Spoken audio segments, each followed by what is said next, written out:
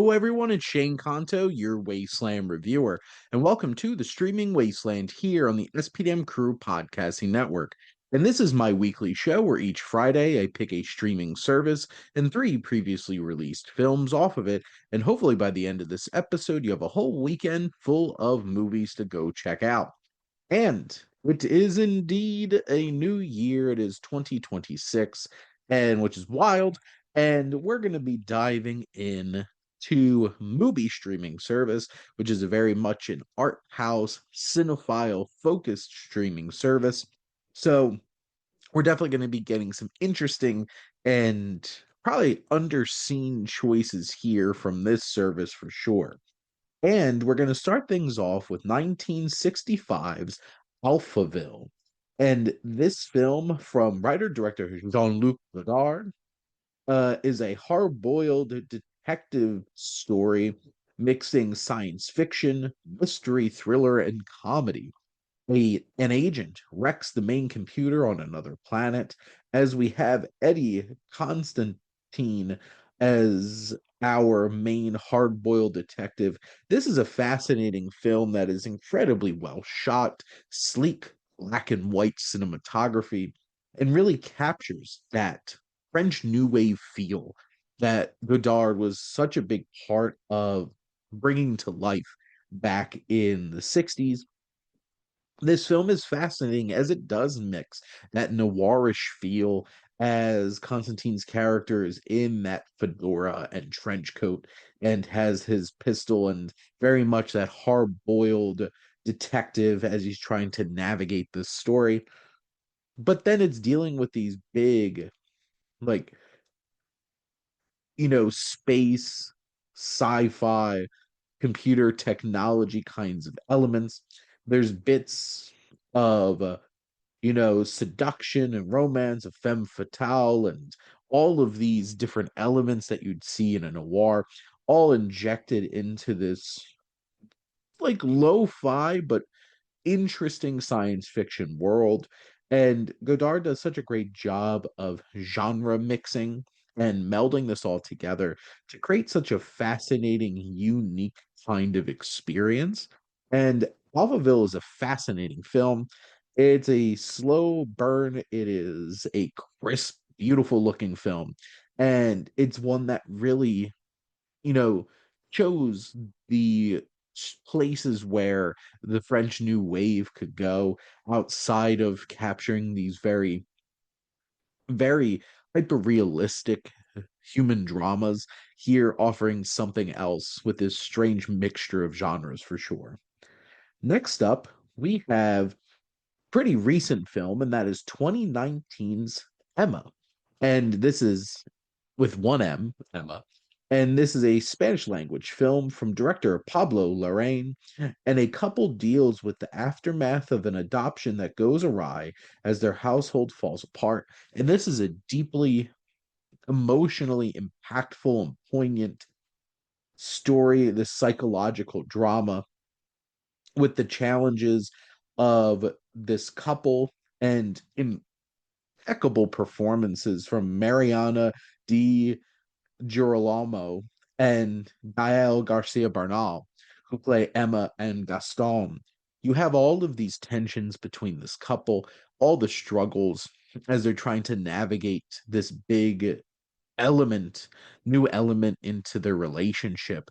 And you have all the human drama elements, but then you also have this film is absolutely gorgeous. It is striking from a visual and a filmmaking standpoint, but then on top of that, the incredible music and dancing that permeates the whole entire cinematic experience that is Emma.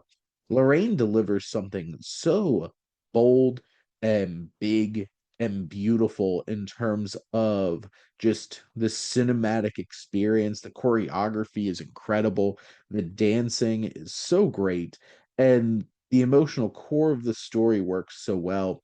And by far, outside of Lorraine, who brings us all together, Girolamo is just absolutely incredible in this film. She brings so much to the table and is absolutely electric.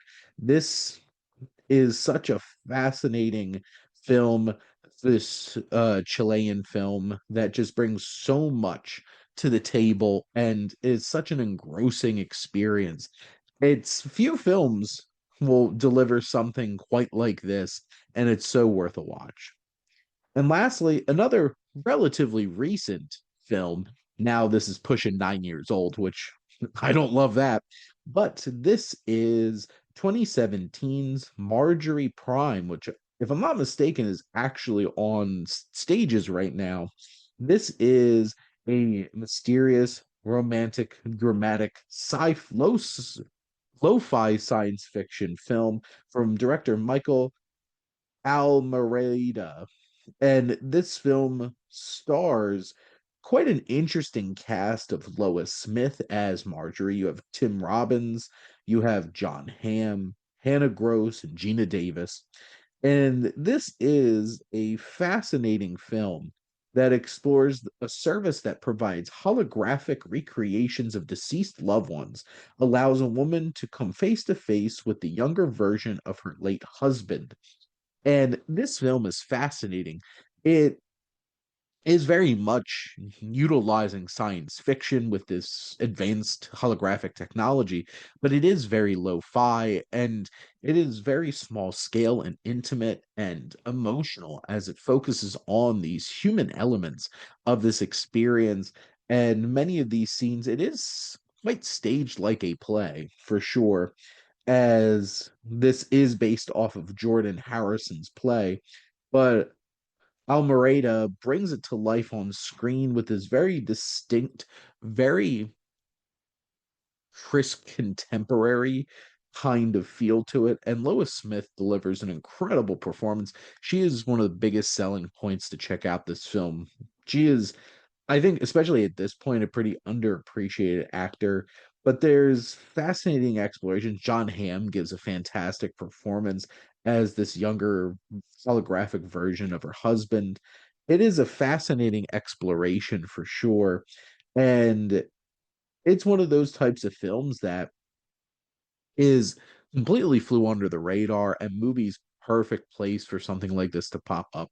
And it's interesting in how it bends these genres. It offers something deeply human, along with offering up some of these more interesting science fiction elements. It's impactful, it's poignant, it has a very methodical and very dry type of feel to it. It has that specific kind of atmosphere, but it's still something that is thoughtful and engrossing for sure. But that is a wrap here on another episode of the Streaming Wasteland. Let's do a little summation. We're going to head over to Mubi streaming service and check out 1965's Alphaville, 2019's Emma, and 2017's Marjorie Prime.